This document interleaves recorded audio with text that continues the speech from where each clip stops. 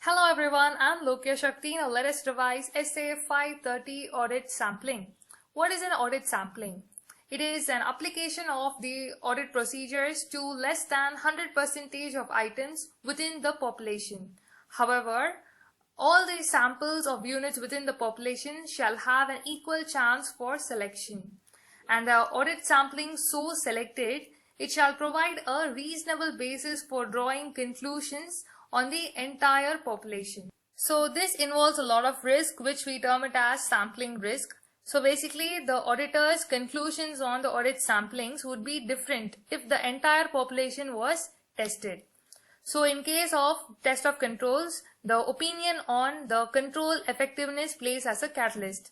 Where the auditor concludes that it is more effective than usual, it would lead to inappropriate opinion. If he concludes it is less effective than usual, it would lead to additional work. Similarly, in case of test of details, the existence of material misstatements plays as a catalyst. If he concludes that the material misstatements does not exist where it actually exists, then it would turn out to be an inappropriate opinion. And contrarily, if he concludes that the material misstatements exist where actually it does not exist, then it would lead to additional work. Next, we move on to the sample design, size and selection of the items for testing. Firstly, the design. The sample shall be designed in such a way that it serves the purpose of the audit procedure, and it shall be designed in such a way that it takes into account the characteristics of the population. Next comes the size of the sample.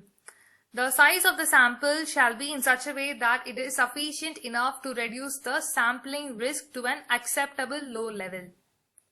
And finally, we have selection of samples. It could be done through any of the following methods. Firstly, the random selection. This involves where each unit in the population has an equal chance of being selected. Then we have systematic selection, in which the number of sampling units in the population is divided by the sample size to give a sampling interval. Then we have monetary unit sampling. It is a type which is based on the value weighted system, that is, based on the values the samples would be selected. And finally, we have the block selection. This involves the selection of blocks of contiguous items from within the population. So these are the methods of selection.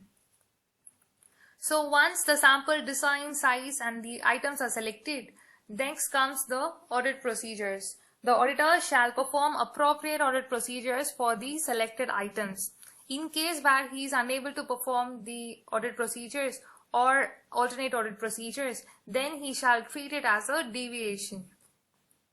So where a deviation or misstatement is found through an audit procedure, then the auditor shall first investigate the nature and the cause of such deviation.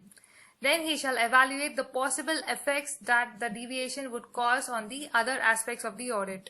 Where the auditor concludes that the deviation is due to an abnormality or an irregularity, then firstly the auditor shall obtain a high degree of certainty that this audit sample does not represent the entire population.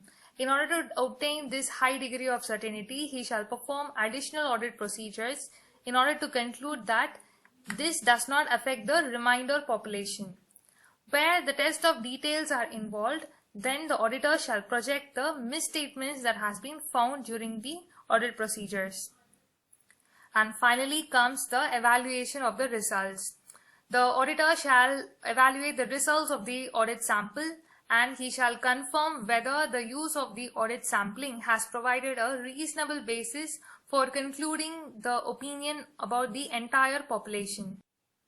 So these are the requirements to be taken by the auditor in cases of audit sampling. So by this, Essay 530 is concluded. I hope it was useful. Thank you for listening.